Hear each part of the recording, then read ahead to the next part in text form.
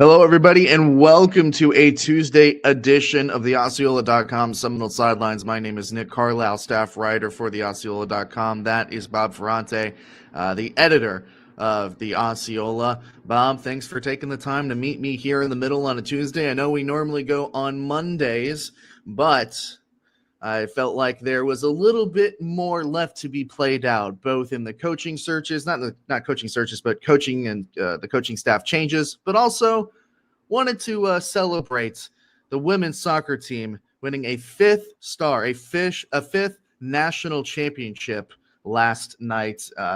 I know that we wanted to start off the show talking about a little bit of FSU football, but how about we start off the show talking about a little bit of FSU football, as that is clearly the preferred or the more successful handball game, as you would say, on Florida State's campus right now. Stanford was one hell of a team coming into that game on Monday night, so much so that I think they were 3-1 favorites in terms of goal scoring against Florida State. But Florida State survived a heavy rush of shots early on in that game. Were able to get it to 0-0 at halftime, able to power on, and yet I don't want to necessarily call it a lucky goal, but definitely right place, right time to go up 1-0 with 3 minutes roughly left to play. Bob, how impressive of a win was this for Florida State soccer, and how good of a hire has Brian Pensky been for this program? I mean, this program has just continued to tick on as if nothing ever happened.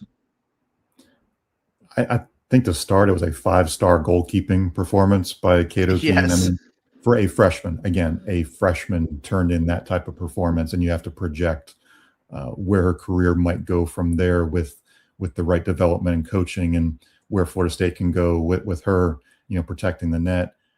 The goal was not the most beautiful. I think it was a deflection. There were a lot of kicks right around. Stanford couldn't clear it, and for Rihanna Hudson to be in the right place at the right time. Her goal, obviously, Friday night was much more pretty as far as the level of difficulty. But for her, again, as a sophomore, to have these big goals in big moments, she's got time left to build on that if she chooses to stay at Florida State and not turn pro. We are seeing some women's soccer players turn pro a little bit early. There's obviously some good money there, both U.S. and international, so they'll have decisions to be made. But to your last one, yeah, Brian Pensky, it's his second national title since he arrived in 2022. He's been close a couple times. I think coming off the heartbreak of last year, how they lost to Vanderbilt at home, that goalkeeper that night played out of her mind. So we've seen this sport is very much driven by goalkeepers that just play phenomenally. Florida State's got one. Florida State had that goalkeeper last night, and really 9 saves, and a bunch of them were degree of difficulty. I think if we were to put together the 9 saves, if they were out there on Twitter or YouTube or whatnot, I think the fans would appreciate it even more if you could string those together, because that level of difficulty was really, really impressive, what Kate was able to do. And really, I think that was the momentum. I think that was the momentum that kept Florida State in it, was just, hey, Kate's going to stop anything that comes her way. All the team has to do is just get one somehow. Yeah. And of course, that being a rematch of a game played in October, where Stanford really got ahead of Florida State early on, and Florida State was playing catch up for most of that game, and probably a tune of sweet revenge being played from that game. And Brian Pensky talked about it before the game, just how difficult of a match this was going to be from their personnel, and what they were able to do. But he was optimistic in terms of what they were able to do. He said they were very calm, cool, and collected, treating it like any other road game, any other road tilt. You're playing in Kansas City in the middle of December, which is a little bit odd, but hey, things be what they are. A wonderful win for Florida State soccer last night, getting their 5th national championship, their 5th star. I'm incredibly happy for those girls and for Brian Pensky. But all that can be talked about otherwise is the other Florida State football, maybe the inferior Florida State football, that are undergoing some confusing, some sporadic, and some, I don't even know if I want to call it long-winded changes, because Bob, you and I were talking before the show here, and it's kind of hard to wrap your head around what FSU is doing in terms of how they are going about these coaching changes. It's been we thought there was going to be more coming immediately when Patrick Surtain was the first to be let go last Friday. Let's start there. I don't think I've talked to you on air since then. Your initial thoughts of Surtain being dismissed from the program, not the first move that I think many people would have figured Mike would have made. Yeah, completely agree. I I personally like Patrick Surtain. I think he's a good young coach. And this was his first college coaching job after success at the high school level down at American Heritage. What he had done there at the high school level, developing young men, putting them into college and then the NFL eventually. I thought the way a lot of the cornerbacks had developed under Surtain, you would want to keep him. You'd want to keep him as a recruiter too. We saw what Jabril Rawls did. Really, I think that was the guy I've called him the most improved defensive player for Florida State in 2025. A lot of that's Jabril's responsibility. A lot of it, I think, goes to Patrick Surtain too. So again, he says he's fired. He was fired. His contract was up February of 2026. This isn't going to be an expensive buyout if you're thinking about the finances and the why.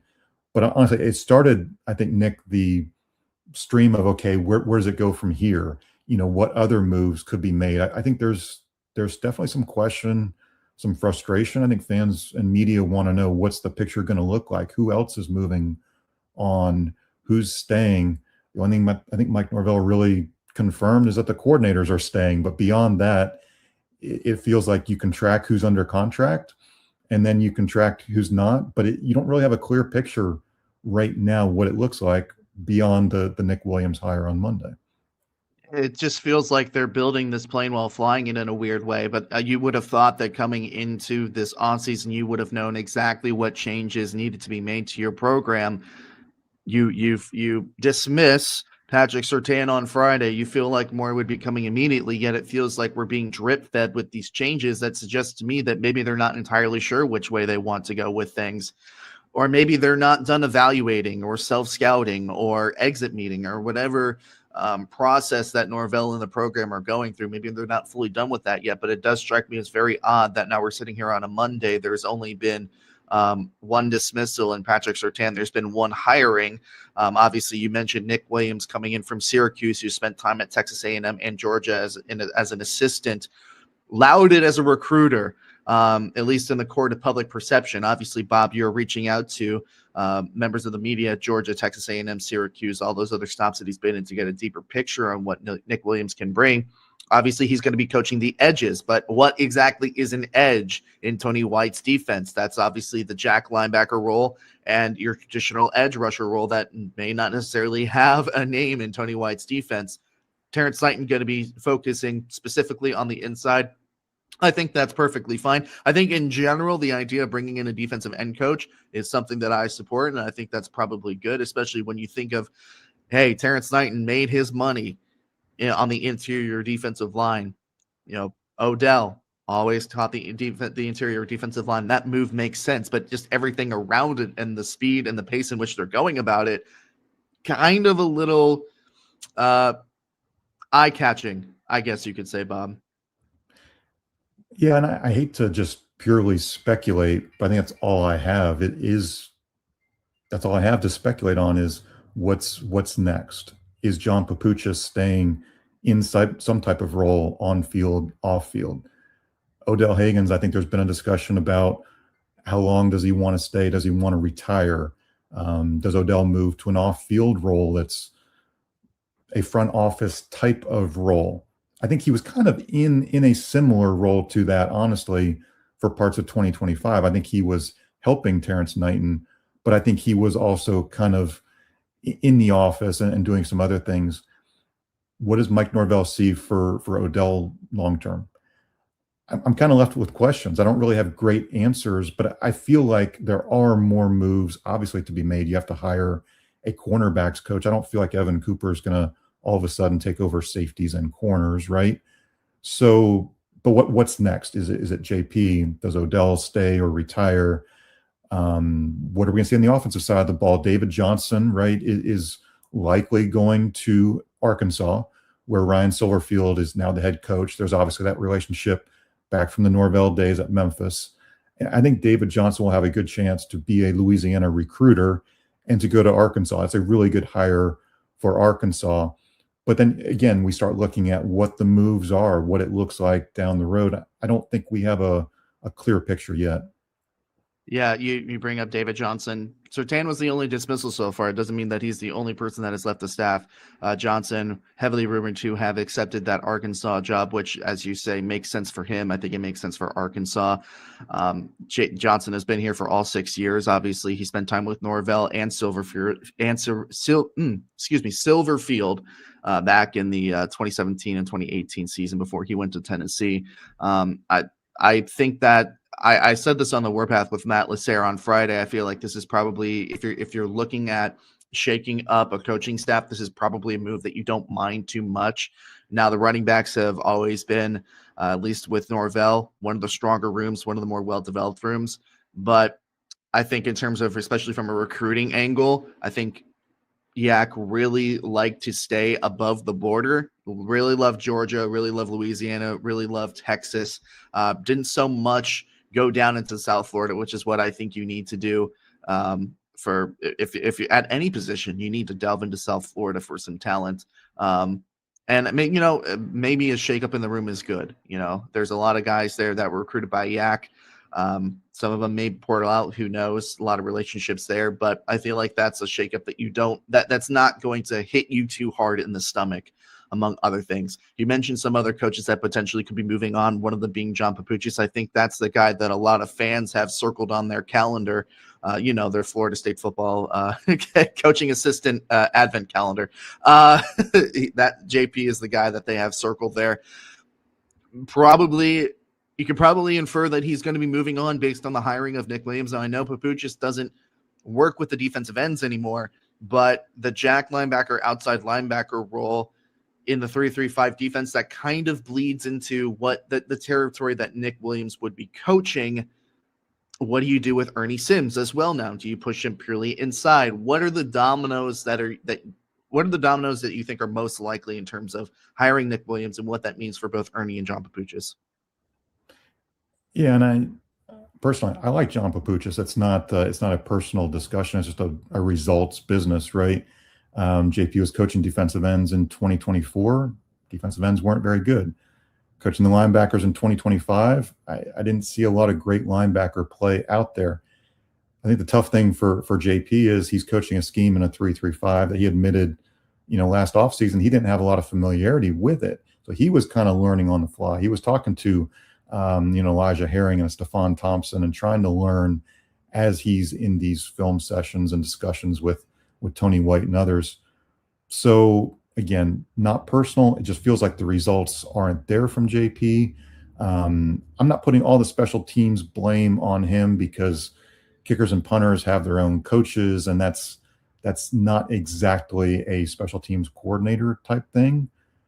I would also say David Johnson, when we were at practices, was always working with the punt return guys. Yes.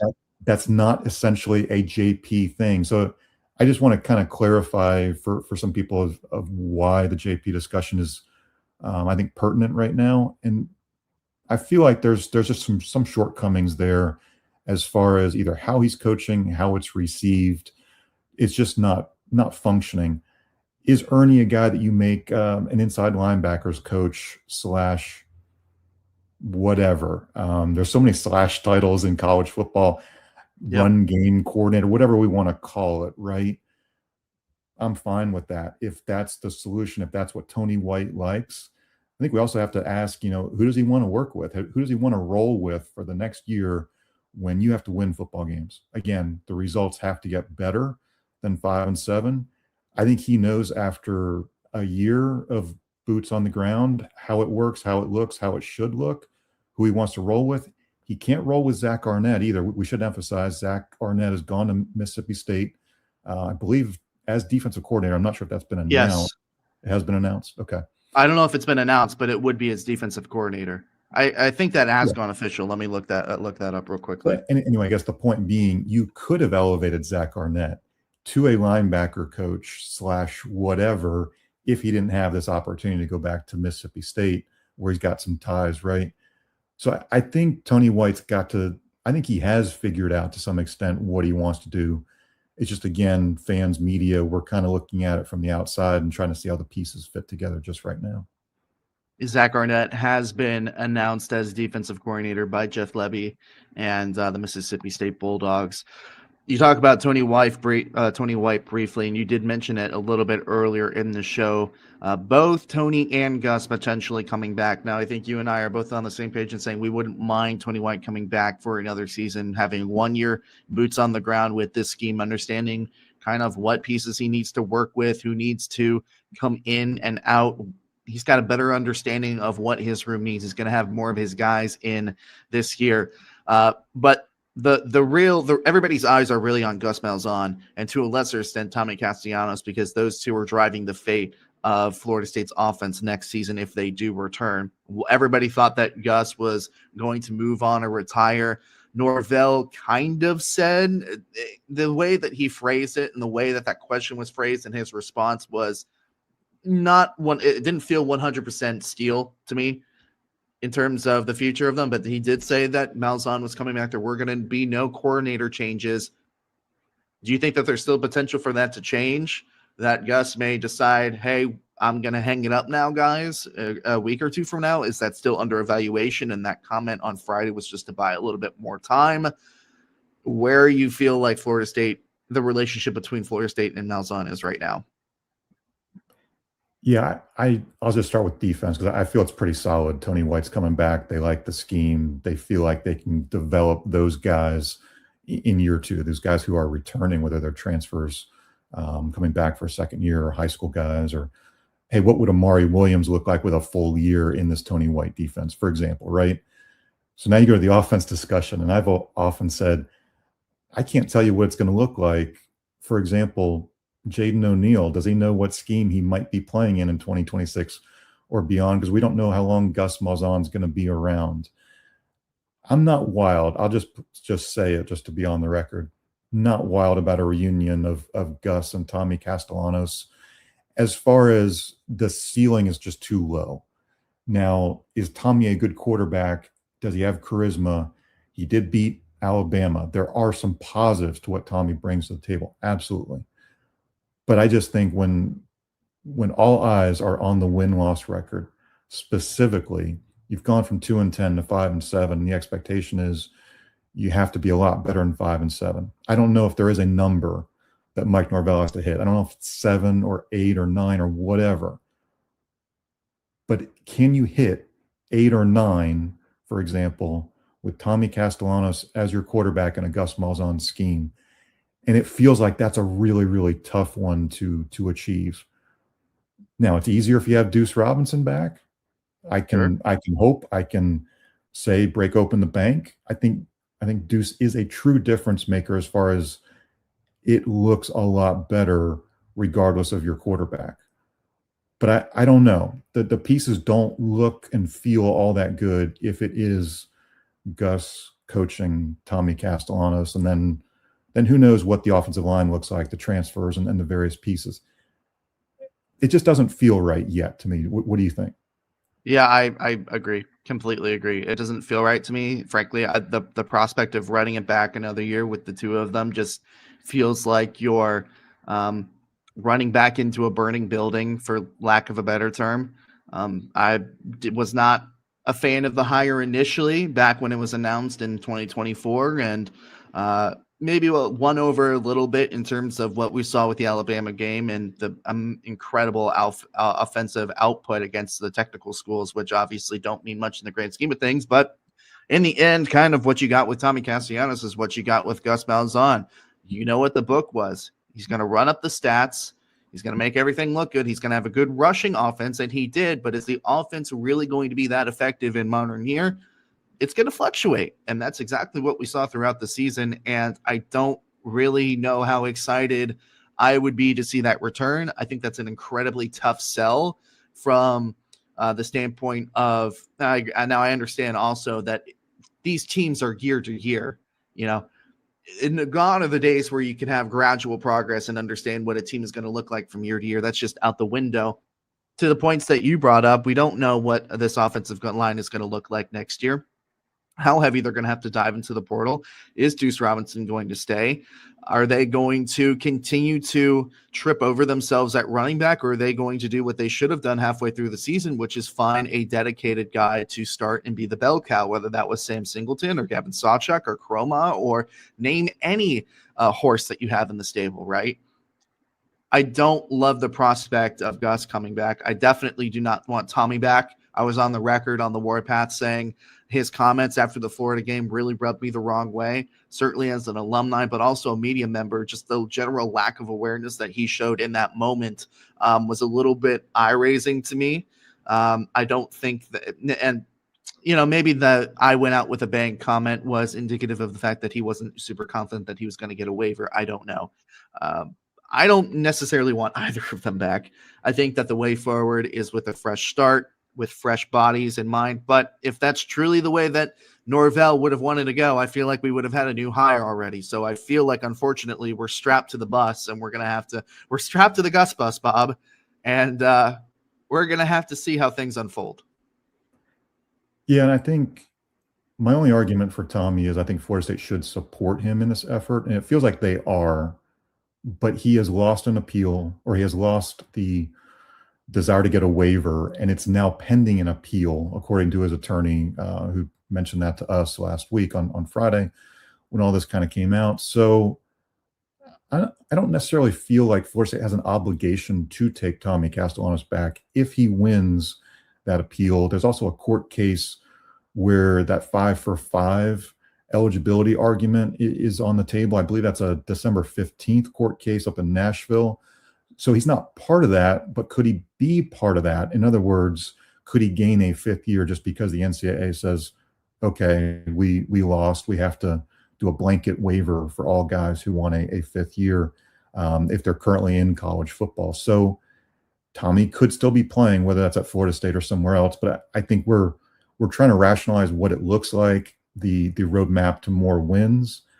It doesn't feel like there's a good opportunity there. But I think you make some good points about the running back room too. I think we're saying there's some good talent on this roster. Just from a roster management standpoint, I feel good about the running backs in the room. I don't feel great about the usage of those guys in the room. But if you can rebuild an offensive line, if you can go to Chavez Thompson and Andre Otto and grab a couple tackles, if you can make it work, I still think you can attract a really good quarterback if you know Deuce Robinson's coming back, for example. Like, I would dangle some money in front of Deuce and say, you don't like your draft grade, come on back, we'll get you a quarterback. And you may not get a high-end guy who wants $3+ million. That might be the market for some of those high-end transfers. But maybe you don't need a high-end transfer if you're going to focus on the run game and you have Deuce and Mackay and LaWayne McCoy and the running backs. I think you have to live within your budget that Florida State has. It's a different discussion to me right now.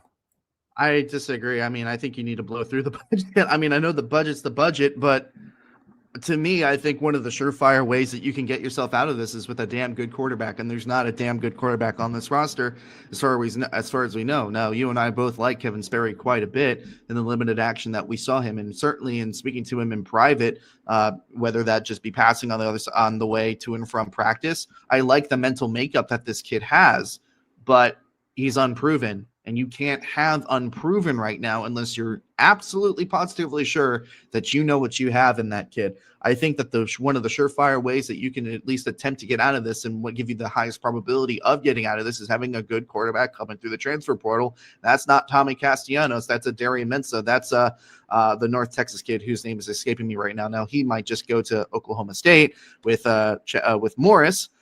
Or maybe the Marcus Stokes kid that they're rumored to be looking at right now. I don't know who that is, but I think you need to spend money on a quarterback. You need to spend money to get Deuce back if he doesn't like his draft grade. Something that you talked about that I think is incredibly important.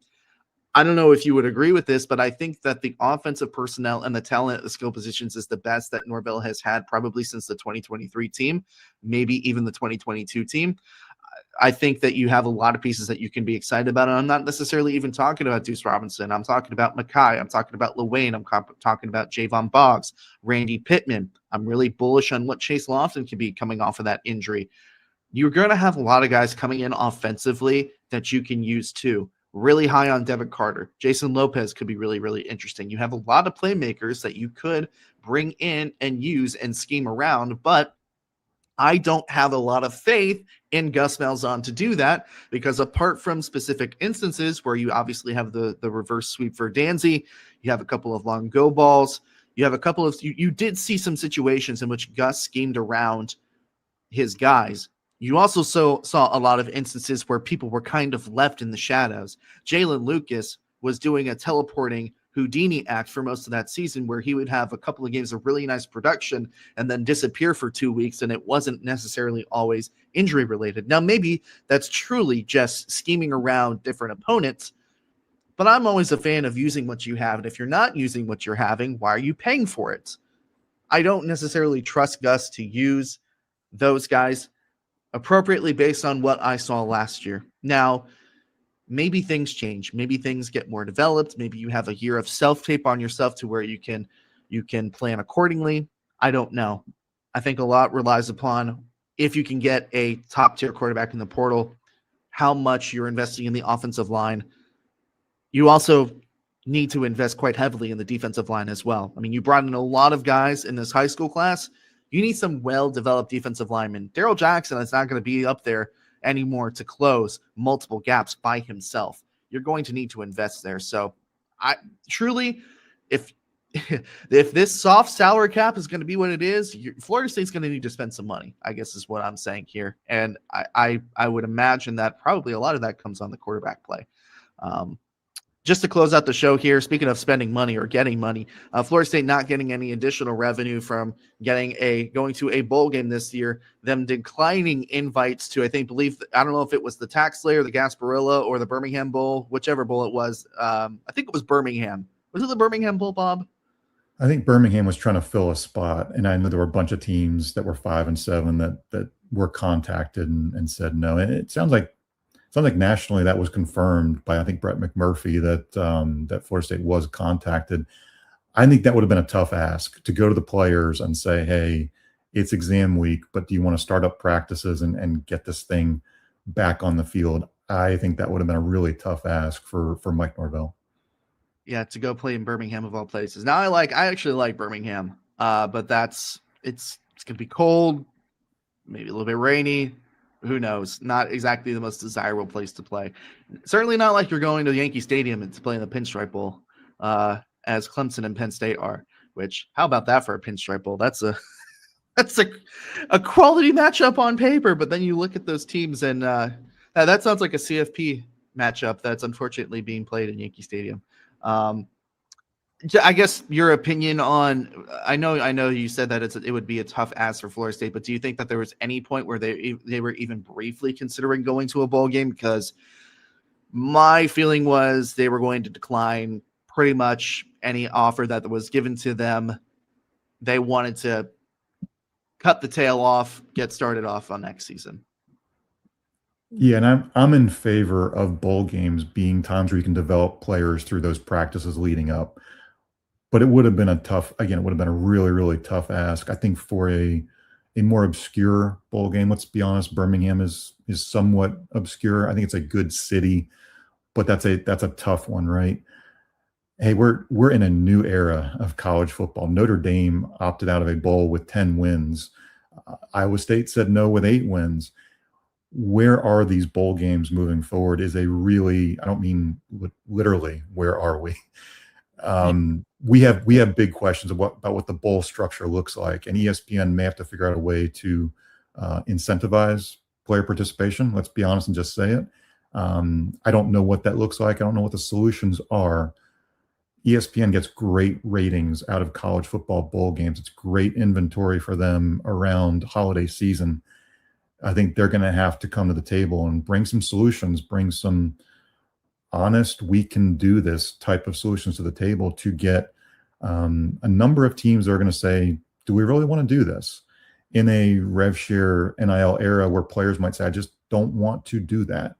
I think I can understand it, even though part of me wants to say, you know what, these games could still be really good. These matchups, there's a lot of good matchups out there too, honestly. I don't have solutions here, but I think we know what the problems are and that people have to come up with some money to maybe fix them. Yeah, I know that you didn't necessarily mean literally where are we in terms of the bowl picture, but where are we indeed? I mean, the college football playoff is really butchering bowl games and what they used to be, and um, is there a world where eventually bowl games are completely wiped out and it's just all playoffs in terms of bowls? I don't know. Um, but no, it would have been a really hard sell for Florida State to to go to a bowl game, especially after the way that season ended and um, how they were already about 3 or 4 days into exit interviews. I'm not sure how quickly Mike is shuffling them through his office, but exit interviews had already begun at that point and are probably concluding at this point. So there is no way that Florida State was going to accept a bowl bid. We've hit the 30-minute mark. I think it's time for us to say goodbye, Bob. Thank you so much for watching the Osceola Seminole Sidelines. You can see on the scroller here beneath us, we're going to wait for it to come around. You're going to be able to receive a $15 gift card to the Osceola shop if you join the Osceola at the price of $59.97. I believe that's what, $5.97 a month, Bob, something along those lines. Here it comes back on the ticker. Not a great day for speaking today. It's almost like it's a Monday. You can subscribe to the Osceola for $59.97 per year or $5.97 per month, and you can receive a $15 gift card at the Osceola shop. The Osceola shop, obviously, selling a whole bunch of Osceola merchandise. Thanks for joining me today, Bob. My name has been Nick Carlisle. Thank you so much for watching Front Row Knowles. Curiously enough, I get that one right off the tip of the tongue. Tom and Bob and Keith and all the Front Row Knowles crew are going to be back tomorrow for you. So thank you all so much for watching. We'll see you all another time.